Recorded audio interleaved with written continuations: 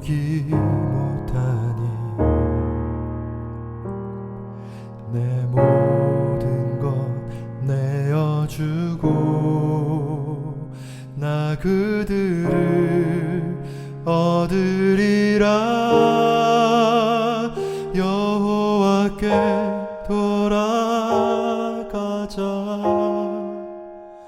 우린 돌아서도 그는 변치 않네. 여호와께 돌아가자. 우린 넘어져도 그 사랑 영원하네.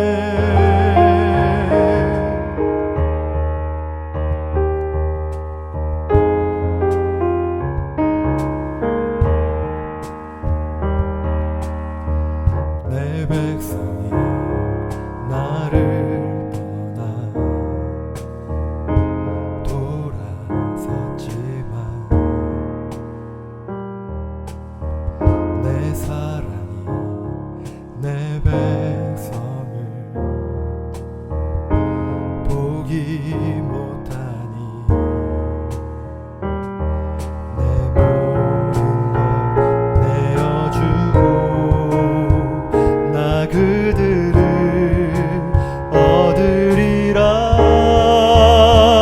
여호와께 돌아가자. 우린 돌아서도 그는 변치 않네. 여호와께 돌아가자. 우린 넘어져도 그 사랑 영원하네. 사랑을 오래 참고 자신을 내어주며 서로 사랑할 때 세상은 주보내. 사랑은 절대 지지 않네. 사랑은 오래 참고 자신을 내어주며 서로 사랑할 때 세상은 주보내. 사랑은 절대 지지 않네. 여호와께 돌아가자. 우린 돌아서도 그는 변치 않네. 여호와께 돌아가자. 우린 넘어져도 그 사랑 영원하네. 여호와께 돌아가자.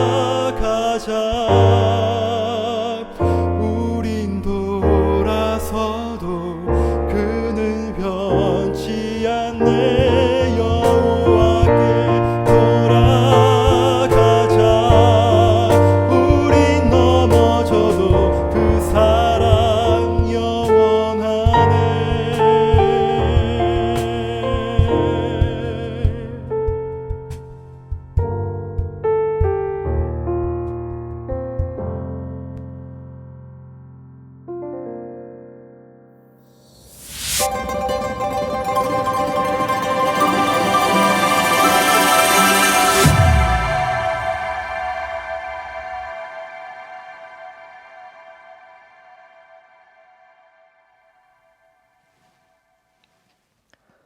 성도 여러분들 안녕하십니까? 행복한 안식일을 시작하는 시간이 되었습니다. 이제 함께 찬미를 부르시면서 이 예배를 열겠습니다. 처음에 부르실 찬미는 377장 찬미입니다. 큰 물결이 설레는 어둠 바다. 혼성중창 찬양팀 이 트리오의 찬양 인도로 함께 부르시겠습니다.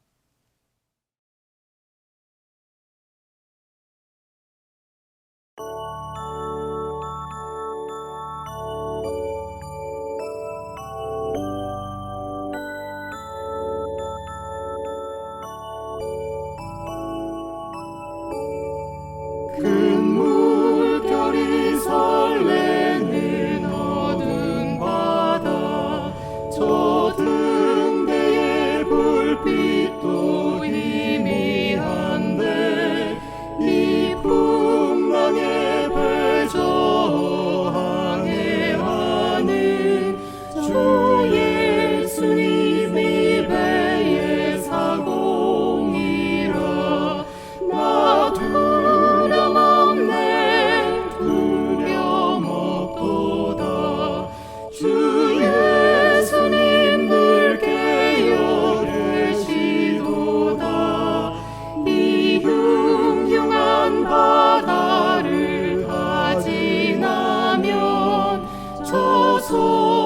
소망의 나라에 이르리라.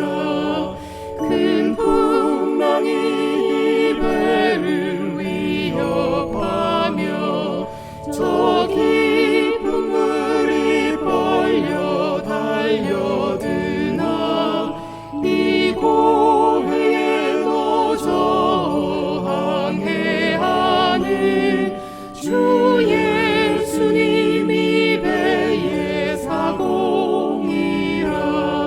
나 두려움 없네 두려움 없도다.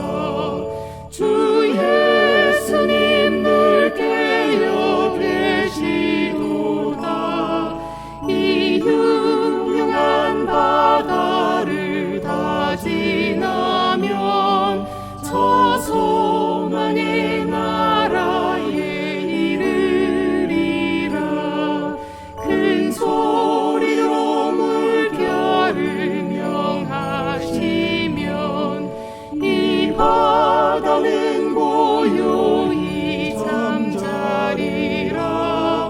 새벽 하늘 찬란히 맑게 갤 때 나 주 함께 이 물결 건너가리.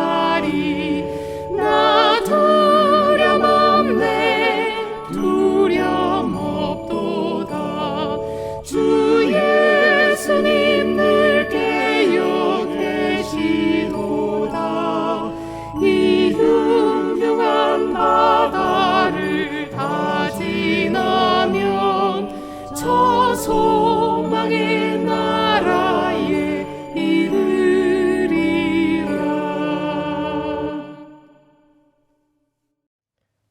이어지는 찬양은 저희가 함께 부르는 여호와께 돌아가자입니다. 이제 많이 익숙해지셨죠? 저희들 더욱더 마음을 다해 부르도록 또 우리 찬양팀의 인도를 따라서 부르겠습니다. 이지원 장로님 그리고 조윤아 집사님, EM 청년들의 찬양 인도로 함께 부르시겠습니다. 이 찬양이 마친 후에는 정은주 집사님께서 기도를 인도하시겠습니다.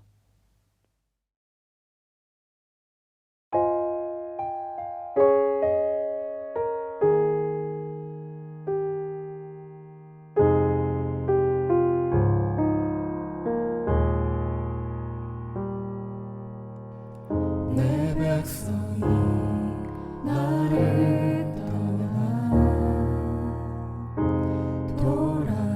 돌아섰지만 내 사랑이 내 백성을 포기 못하니 내 모든 것 내어주고 나 그들을 얻으리라. 여호와께 돌아가자. 우린 돌아서도 그는 변치 않네. 여호와께 돌아가자. 우린 넘어져도 그 사랑 영원하네.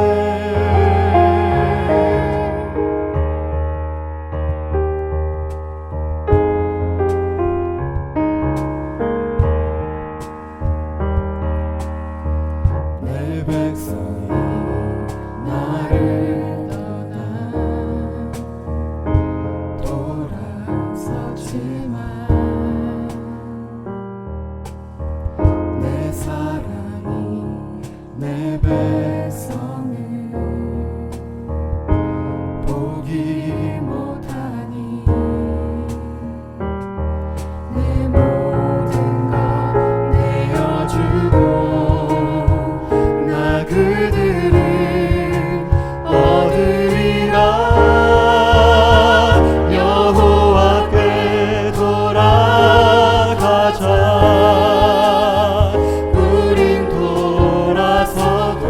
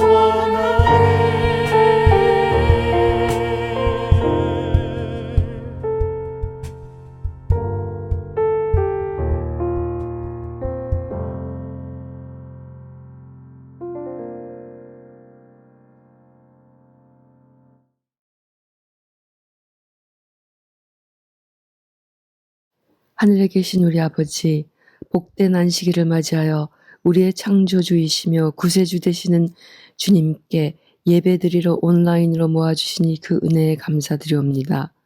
우리가 어려울 때, 몸과 마음이 아플 때 우리는 주님이 흘리신 보혈로 보호받으며 오늘도 주님의 뜻이 한치의 오차 없이 이루어져가는 이 세상에 주님께서 인도하시는 가장 나은 길로 이 땅을 지나가는 순례자임을 잊지 않게 하시고 우리가 갈 본향은 주님과 함께하는 하늘나라임을 기억하며 우리의 하루하루가 믿음과 소망, 사랑, 감사와 찬미, 기도와 말씀으로 넘치게 하여 아직 주님을 만나지 못한 우리 식구들과 친척, 친구, 이웃을 주님께 인도하는 축복의 통로가 되게 하여 주옵소서. 끊이지 않는 전쟁과 수시로 닥치는 자연재해와 어지러운 정치와 흔들리는 경제 때문에 고통받고 힘들어가는 주님의 자녀들을 굽어 살펴 주시옵소서. 이제 성령님이 함께하시어 준비된 목사님의 말씀을 들으며 주님 앞에 참된 회개와 올바른 경배로 주님께만 영광 돌리는 시간이 되도록 인도하여 주시옵기를 예수님의 이름으로 기도하옵나이다. 아멘.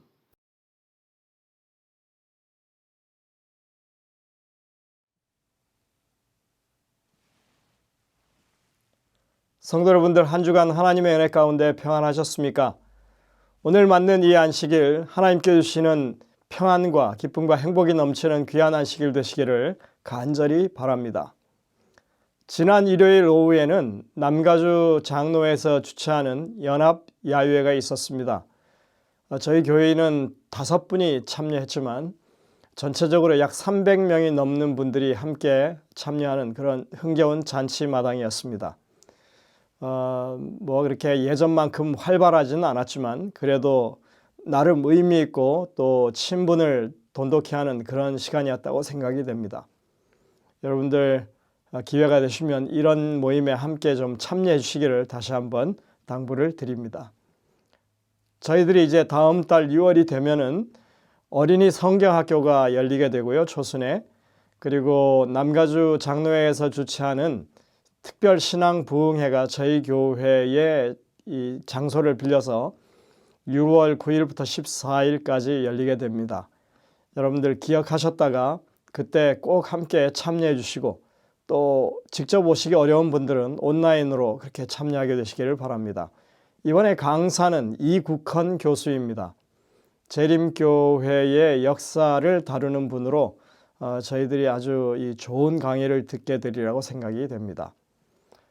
오늘 저녁에는 리버사이드 교회를 섬기시는 윤석원 목사님께서 예수님께서 말씀하신 천국 비유에 관한 말씀들을 나누도록 하겠습니다. 이제 준비된 특창을 들으신 이후에 목사님의 말씀을 듣도록 하겠습니다. 여러분들 은혜가 넘치는 귀한 시간 되시기를 간절히 바랍니다.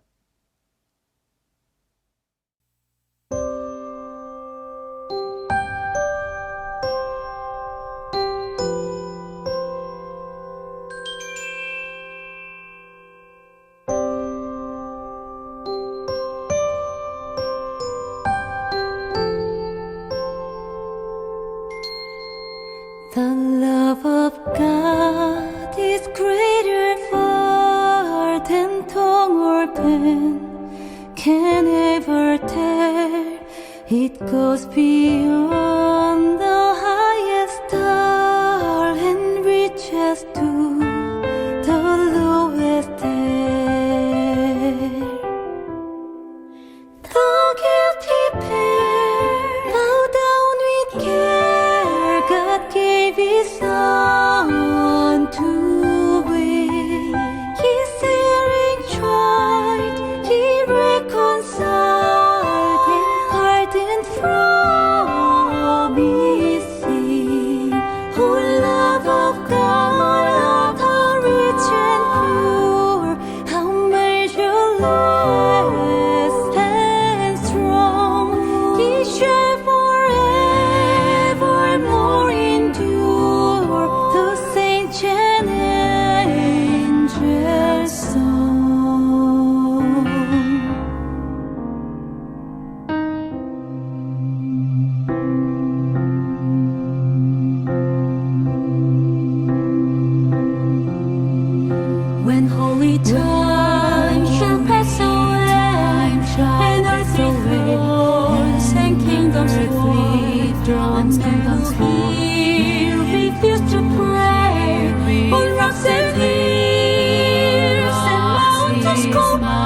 so sure, trusting and sure, trusting the Lord, as true, redeeming grace, to and the saints and angels, all of a God, rich and pure, angel and strong, be strong forevermore in you, the saints and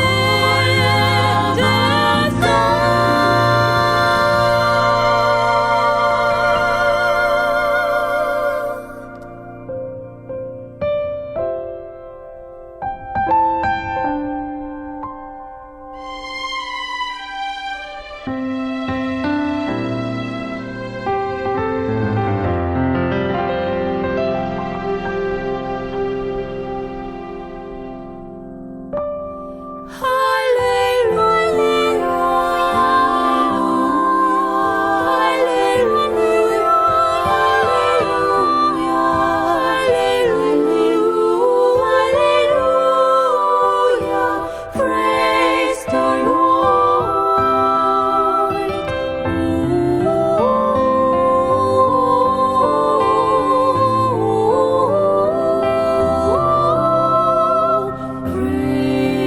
Praise the Lord.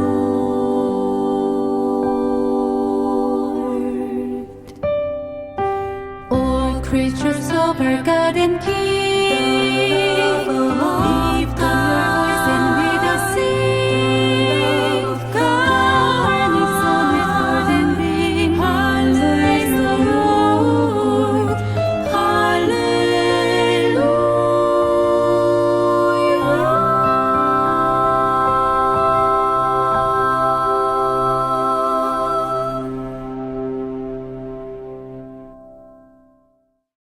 성도 여러분 안녕하세요.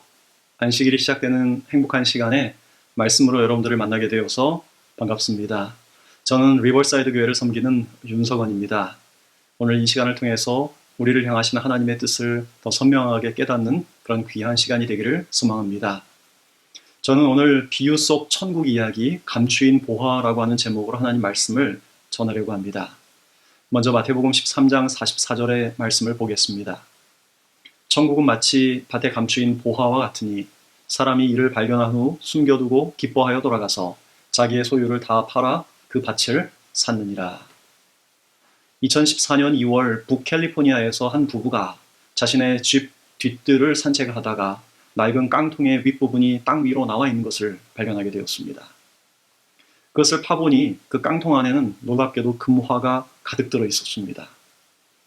총 5개의 깡통이 그 속에 묻혀 있었는데 그 속에 들어있던 금화는 모두 1427개였습니다.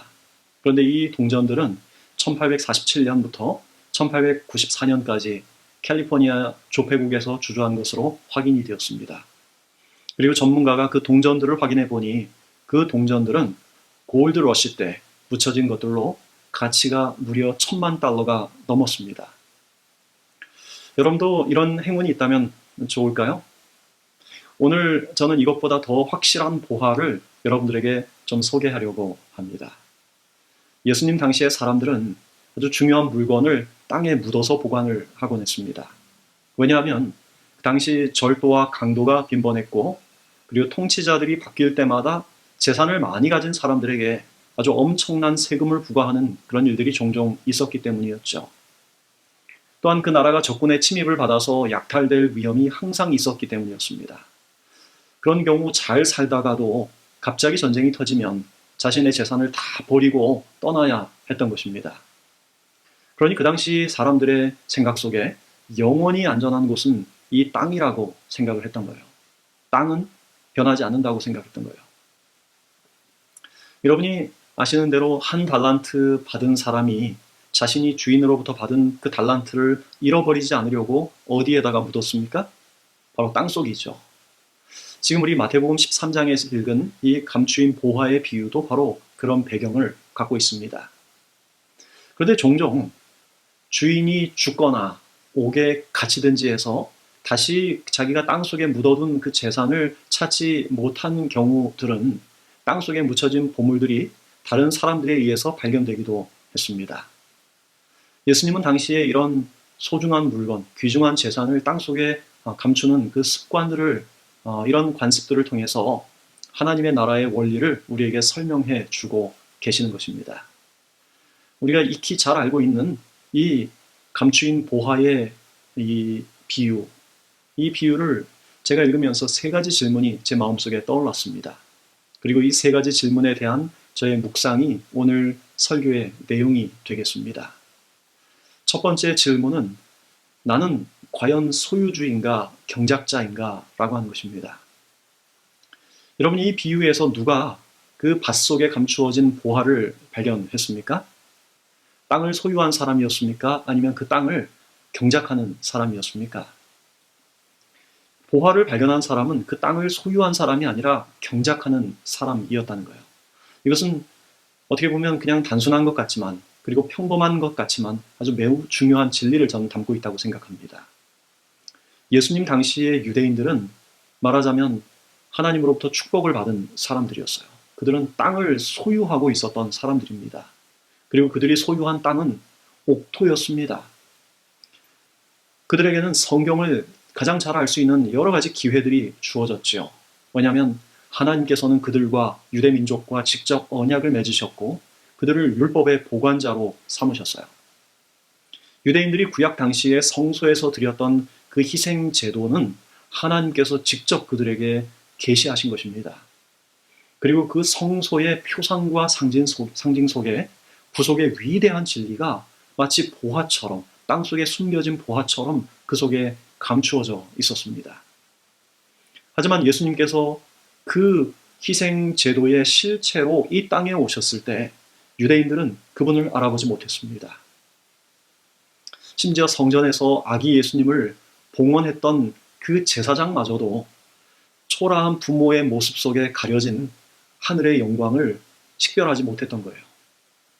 예수님께서는 자신의 삶을 통해서 자신이 하늘로부터 온 메시아라고 하는 믿을 수 있는 증거들을 넉넉하게 주셨지만 유대인들은 끝내 그분을 거절했습니다.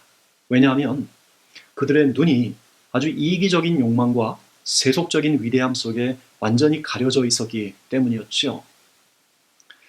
여러분, 오늘날도 그렇습니다. 오늘날도 진리는 땅속에 갇혀 감추어져 있는 거예요.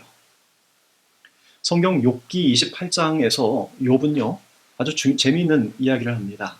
땅속에 묻혀있는 보석을 찾는 그 과정에 대한 이야기를 하고 있습니다. 욥기 28장 3절 4절. 사람이 흑암을 파하고 끝까지 공부하여 음예와 유암 중에 광석을 구하되 사람 사는 곳에서 멀리 떠나 구멍을 깊이 뚫고 발이 땅에 닿지 않게 달려내리니 멀리 사람과 격절되고 흔들흔들 하느니라. 사람이 광석을 구하기 위해서 땅을 깊이 파고 내려가는 모습을 지금 욥은 그림처럼 보여주고 있는 것이죠.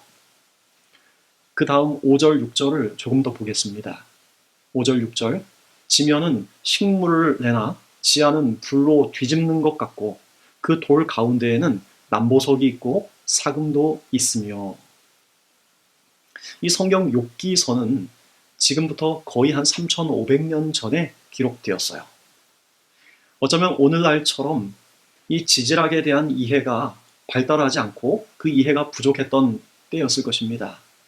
지금은 우리 지구가 표면과 또 그 속에 파고 들어가면 크러스트, 그 다음에 멘틀, 아우터 코어, 이너 코어로 구성이 되어 있고 그 속이 얼마나 뜨거운지 지금은 과학적인 어떤 연구를 통해서 또 여러 가지 기계들을 통해서 그 사실들을 밝혀냅니다. 하지만 욥 당시에는 그 지구의 구조가 어떻게 되어 있는지, 그 속이 얼마나 뜨거운지 잘 몰랐을 것입니다. 그런데 욥기를 쓴 이 모세는 지금부터 거의 3,500년 전에 이 땅속 깊은 곳에는 마치 불로 뒤집는 것 같은 그런 엄청난 열이 있다고 지금 적고 있는 것입니다. 그리고 그 땅속 깊은 그 돌 속에 보석들이 지금 숨겨져 있다고 적고 있는 것입니다. 여러분, 실제로 사람들이 석탄을 채굴하기 위해서 지하 700m, 1000m 깊이까지 구멍을 파서 내려갑니다. 그리고 그 깊은 곳은 정말 불로 뒤집는 것처럼 뜨겁지요. 그런데 이 욥기 28장 7절 8절은 이렇게 말합니다. 그 길은, 다시 말하면 그 보석과 그 중요한 보물들이 있는 그 길은 솔개도 알지 못하고 매의 눈도 보지 못하며 위험스러운 짐승도 밟지 못하였고 사나운 사자도 그리로 지나가지 못하였느니라. 지금 이 욥은 땅속에 보석이 있는 그 길을, 묻혀있는 그 보석이 있는 그 길을 솔개도 알지 못하고 매의 눈도 보지 못한다고 적고 있는 것입니다. 여러분, 지금 욥이 자기에게 지금 이르러 온 그 육체적인 질병 때문에, 자기가 잃어버린 모든 손실 때문에 매우 고통 가운데 지금 처해 있는 상황 속에서 고작 이 보석 이야기, 땅속에 묻혀있는 이 보석 이야기 하고 있을까요? 아니죠. 욥은 땅속에 묻혀있는 이 보화에 빗대어 참된 지혜의 가치를 우리에게 말해주고 있습니다. 스페인어로 아주 예리한 식별력을 가진 사람을 비스타 데 아킬라라고 부르는데, 이 말은 독수리의 눈을 가진 사람이라고 하는 그런 뜻입니다. 독수리는 약 1마일 이상의 거리에 있는 토끼, 작은 토끼의 아주 미세한 움직임도 식별할 수 있다고 합니다.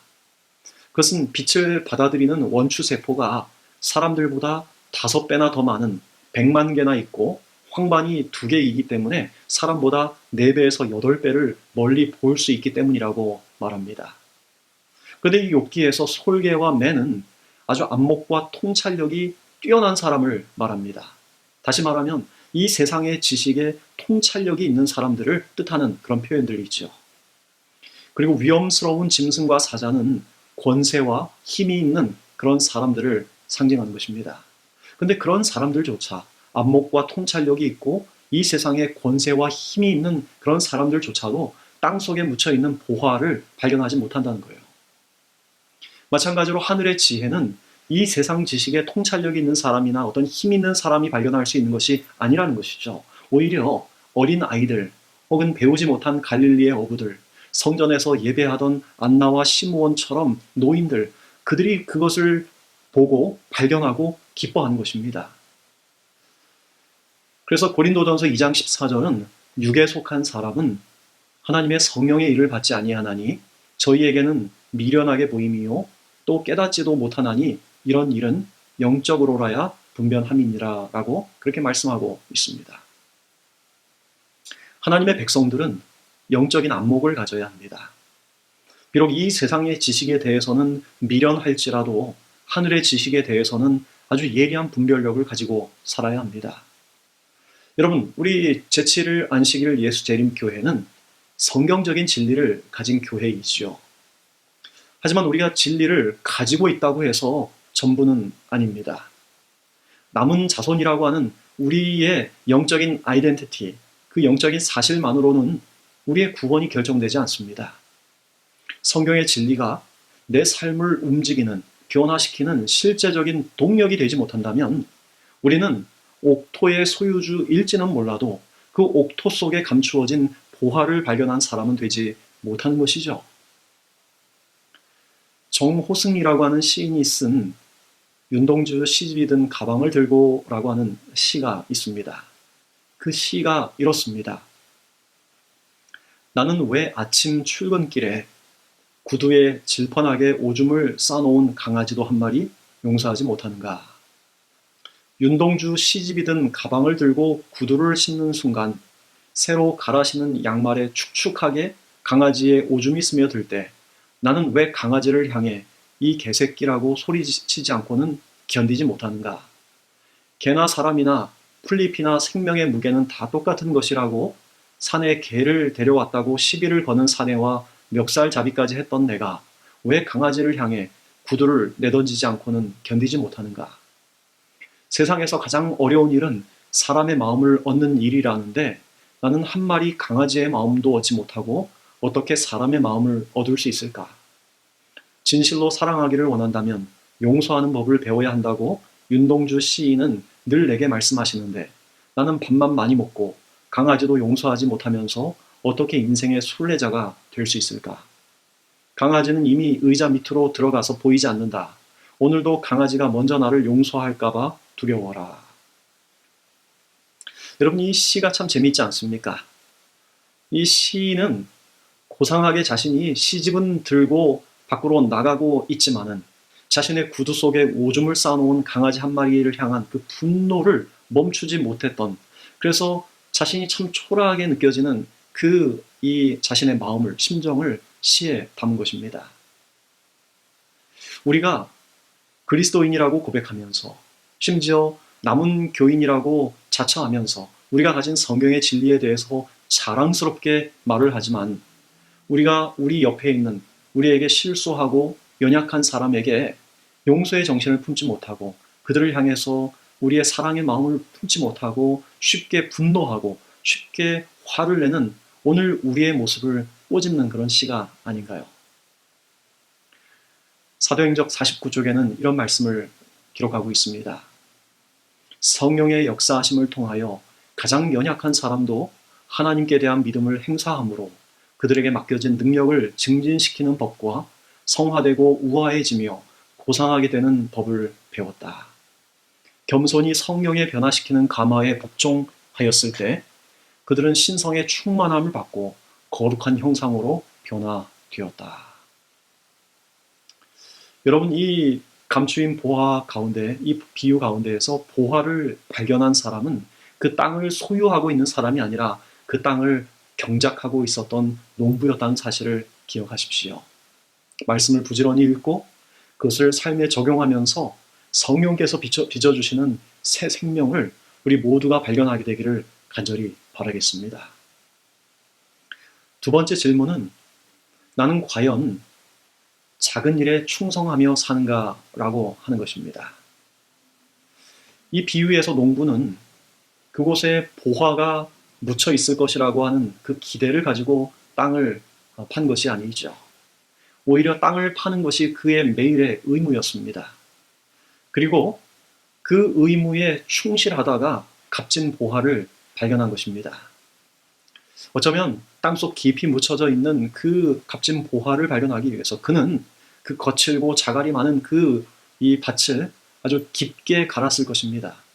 그저 겉표면만 살짝 긁는 형태의 그런 어떤 경작이 아닌 땅속 깊은 곳까지 가는 그런 이 성실함으로 그 밭을 가는 일에 자기에게 맡겨진 일들을 감당했다고 생각이 들어요.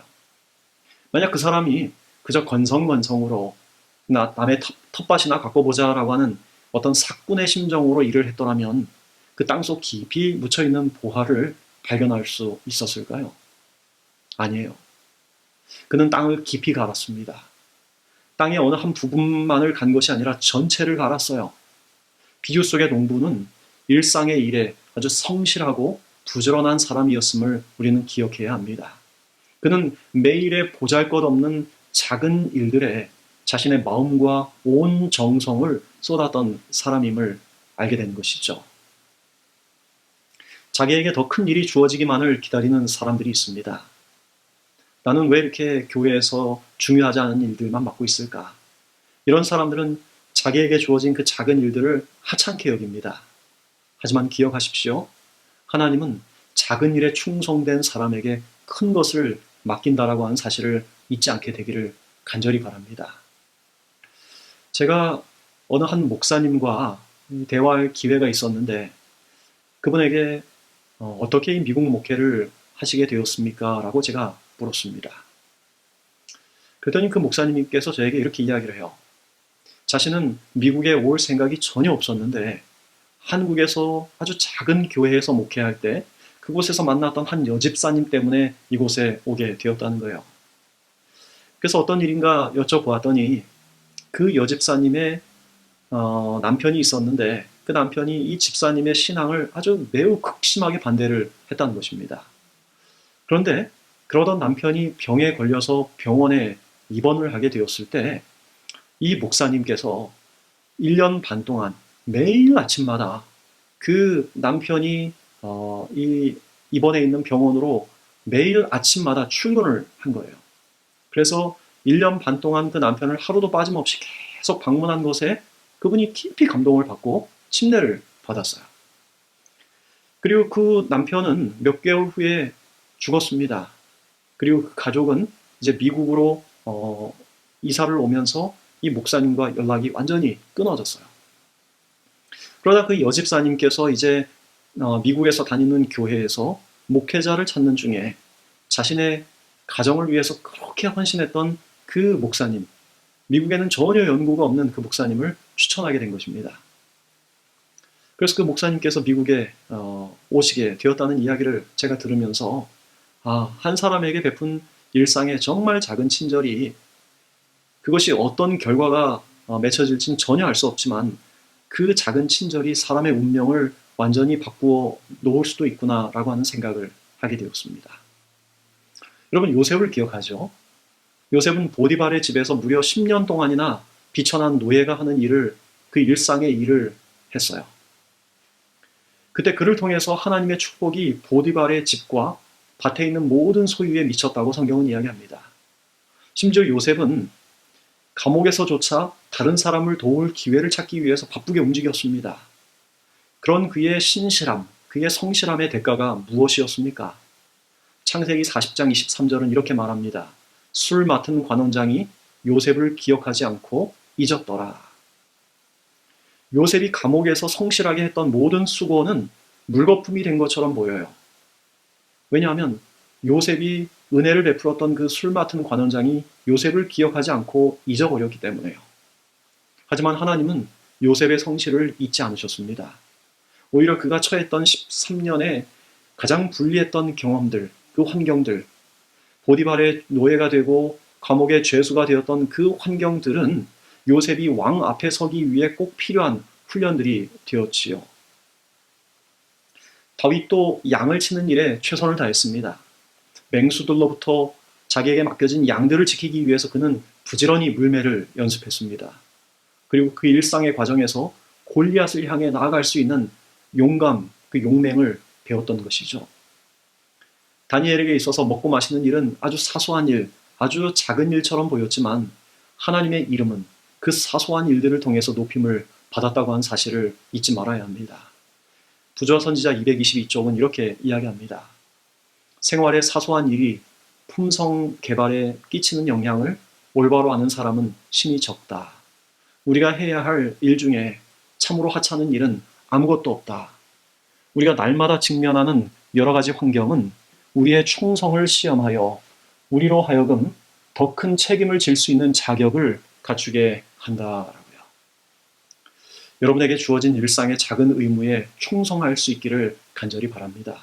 그래서 우리를 통해 하나님의 영광이 더 환하게 드러나는 그런 저와 여러분이 되기를 간절히 소망합니다. 마지막 질문은 나는 과연 무엇을 버릴 수 있는가? 라고 하는 거예요. 여러분이 농부가 일상의 작은 임무에 최선을 다하다가 땅속에 묻혀있는 보화를 발견했을 때 그는 어떤 선택을 합니까? 성경에 의하면 그는 기쁨으로 돌아가서 그 밭을 사기 위해서 자신의 온 소유를 다 팔았다고 성경은 기록합니다. 어쩌면 그의 가족과 그 이웃들은 그 사람을 보고 정말 미쳤다고 생각했을 것입니다. 왜냐하면 아무리 봐도 그 묵은 땅이 별로 가치가 없다고 생각했기 때문이죠. 하지만 농부는 그 기쁨이 너무나 커서 자신의 소유를 다 팔아도 전혀 아깝지 않게 여겨진 것입니다. 여러분, 이 사람의 기쁨은 두 종류의 기쁨을 우리에게 보여주고 있어요. 먼저 죄의 먼지에 덮여있는 죄인을 찾으시는 하늘 농부이신 그리스도의 기쁨을 우리에게 보여줍니다. 그리고 두 번째 기쁨은 말씀을 통해 참된 보화이신 그리스도를 발견하는 사람들의 기쁨을 각각 나타내는 것입니다. 그 농부가 보화를 발견했을 때 그가 기뻐했던 그 기쁨은 먼저 죄인을 찾으시는 하늘 농부이신 그리스도의 그 기쁨, 그리고 말씀을 통해서 참된 보화이신 예수 그리스도를 발견하는 사람들의 영원한 기쁨을 나타낸다고 하는 것입니다. 그런데요, 이 두 경우 모두 희생이 요구되었다는 것입니다. 한 동영상을 제가 보게 되었습니다. 그 동영상의 이야기는 손녀가 할머니에게 들려주는 거지 이야기라고 하는 거예요. 그러니까 어떤 거지가 있었어. 근데 그 거지가 밥을 못 먹어가지고 죽을 뻔했어. 근데 그때 왕이 그 길을 거리고 있는 거야. 그러니까 왕이 이랬어. 너는 이제 내 아들이다. 너는 이제 궁전에 와서 나랑 같이 살 거다. 라고 말했어. 근데 있는 거 있지. 그리고 소년이 따라가다가 이제 왕이 말했어. 네가 나를 따라갈 거면 네가 있는 것을 다 버려야 돼. 다 버려. 왜냐면 그래서 소년은 자기 물건들을 바라봤어. 먼저 깡통. 그 깡통이 없었다면 밥을 못 먹어. 굶어 죽을 뻔했어. 그 다음에 이제 담요를 봤어. 그렇게 바람이 불을 때 담요가 지켜줬지. 근데 그 담요랑 깡통을 버리라는 거야. 너무 심각하지 않아? 그리고 마지막 수저. 수저는 제일 아끼는 거였어. 수저가 없었으면 밥도 못 먹었을 거야. 수저를 가장 좋아했어. 근데 그거를 다 버려. 그러니까 왜 버려야 돼? 그냥 나랑 같이 궁궐에 갖고 가면 안 되냐고. 근데 왕의 생각 아니면 말은 바뀌지 않아. 안 돼. 다 버려야 돼. 아니면 넌 아직도 거지로 살 거야? 아니면 나랑 같이 와서 궁궐에서 살 거야? 이거 다 버리라니까. 하나님보다 뭐를 더 좋아하면 안 된다고. 하나님이랑 같이 헤븐로 갈 거면 아무것도 들고 갈 수 없어. 그러니까 이걸 다 버리고 하나님을 믿으러 헤븐로 가는 거야. 자, 이제 할머니 잘 들었지? 거짓 스토리 이제 끝이야. 여러분, 예수 그리스도께서 이 땅에 버려진 하늘의 보화인 그분의 백성들을 다시 찾기 위해서, 죄의 먼지에 덮여있는 죄인들을 찾기 위해서 무엇을 희생하셨습니까? 하늘의 영원한 보좌, 하나님의 아들이라고 하는 그 하늘의 보좌를 그분께서 버리셨어요. 가장 낮고 낮은 곳으로 사람이 당할 수 있는 가장 큰 치욕을 그분이 몸소 당하셨지요. 반면에 이 비유 가운데에서 그 보화를 발견하기 위해서 보화를 발견한 그 사람은 무엇을 희생했습니까? 자신이 아끼는 모든 것, 더 큰 기쁨을 얻기 위해서 자신이 소중하게 여기는 모든 것들을 아깝지 않게 다 희생을 했다는 것입니다. 여러분은 예수님을 따르는 일에 무엇을 버리기를 아까워하고 있습니까? 우리는 왕의 초대를 받고도 여전히 우리가 소중히 여기는 것들, 지식이라든지 명예라든지 혹은 우리의 재산이라든지 이런 것들을 버리기를 아까워하지 않고 있습니까? 예수께서는 우리에게 영원한 생명을 주시기 위해서 자신의 목숨까지도 버리셨는데 오늘 우리는 왜 사소한 것들 버리지 못할까요? 성령께서 우리의 영적인 눈을 밝혀주셔서 무엇이 정말 참된 가치인지를 보게 해주시기를 이 시간 기도합니다. 월든이라는 책으로 유명한 헨리 데이비스 소로우라고 하는 사람이 이렇게 말을 했습니다. 무엇이든지 그 가치는 우리가 그것을 위해 내려놓으려고 하는 인생의 분량과 같다라고요. 무엇이든지 그 가치는 우리가 그것을 위해서 아낌없이 희생하려고 하는 인생의 분량과 같다는 거예요. 여러분, 어떤 면에서 신앙은 트랜잭션, 거래입니다. 가장 좋은 것을 얻기 위해서 덜 중요한 것을 내려놓는 것이 신앙이에요. 누가복음 9장 62절에서 예수님은 이렇게 말씀하십니다. 손에 쟁기를 들고 뒤를 돌아보는 자는 하나님의 나라에 합당치 아니하니라 라고요. 여러분, 이 세상의 행복의 법칙은 얼마나 많이 가지느냐에 달려있지만은 하나님의 하늘나라의 행복의 법칙은 얼마나 많이 버리느냐에 달려있다는 거예요. 모세는 천하를 호령할 수 있는 애굽 왕의 권세를 버리고 이 땅에서 가장 온유한 자라고 하는 인정을 얻었습니다. 아브라함은 갈대아 우르의 편안함과 안락함을 버리고 믿음의 조상, 하나님의 친구라고 하는 그 명예를 소중히 여겼습니다. 엘리사는 부유한 가정을 버리고 하나님의 사람이라고 하는 칭호를 얻었지요. 갈릴리의 무식한 어부들은 자신들의 그물을 버려두고 자신의 배를 버려두고 아버지와 가족들을 버려두고 예수의 제자라고 하는 이름을 얻었습니다. 사도 바울은 예수를 아는 고상한 지식을 인하여 자신의 배운 모든 것을 배설물로 여기고 하나님의 종이라고 하는 축복을 얻었습니다. 하지만 아간이라고 하는 사람은 시날산의 외투 한 벌과 금덩이 하나를 버리지 못해서 가나안 땅의 유업을 잃어버렸습니다. 부자 법관은 자신이 가진 소유를 버리지 못해서 창세로부터 예비된 모든 것을 잃어버렸습니다. 가룟 유다, 예수를 판 가룟 유다는 자존심을 버리지 못해, 이 재물에 대한 탐심을 버리지 못해 하늘을 잃어버렸지요. 사랑하는 여러분, 우리를 위하여 아낌없이 희생하신, 온 하늘을 버리신 예수님은 이 시간 저와 여러분에게 묻고 계십니다. 너희도 나를 위하여 오늘 무엇을 버릴 수 있느냐고요. 그러나 여기에 우리가 기억해야 할 한 가지 믿음이 있습니다. 그것은 바로 예수님은 우리의 삶에서 반드시 있어야 할 것에 대해서는 어느 것 하나라도 버리라고 말씀하지 않는다는 사실입니다.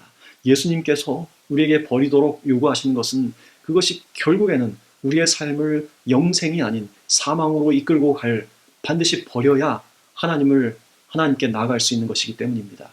예수님은 우리에게 유익이 될 만한 것들, 영적인 유익이 되는 것들은 절대 버리라고 하는 그런 분이 아니라고 하는 사실입니다. 사랑하는 여러분, 영원한 하늘을 소유하기 위해서 이 땅에 우리가 소중히 여기는 것들 과감하게 버릴 수 있고 포기할 수 있고 더 큰 기쁨을 위해서 살 수 있는 저와 여러분이 되기를 간절히 바랍니다. 여러분, 성경의 광맥을 깊이 파게 되기를 바랍니다. 매일 매순간 깊이 연구하고 하나님의 말씀을 묵상하게 되기를 바랍니다. 그러면 반드시 놀라운 보물을 발견하게 될 것입니다. 그런데 그 여러분이 발견한 보물은 여러분의 삶에 단 2개의 선택을 하도록 이끌 것입니다.